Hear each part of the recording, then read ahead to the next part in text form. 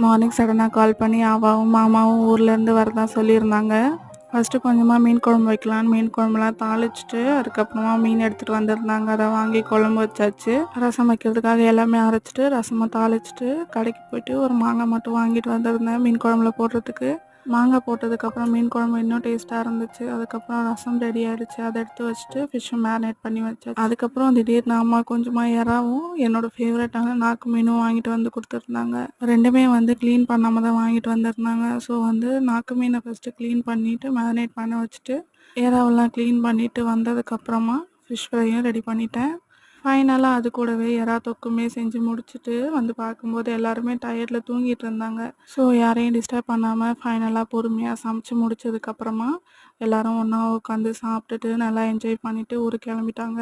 தென் kitchen ரொம்ப மெஸ்ஸியாக இருந்துச்சு. அது எல்லாமே க்ளீன் பண்ணி விட்டுட்டு நானும் ரெஸ்ட் எடுக்க போயாச்சு.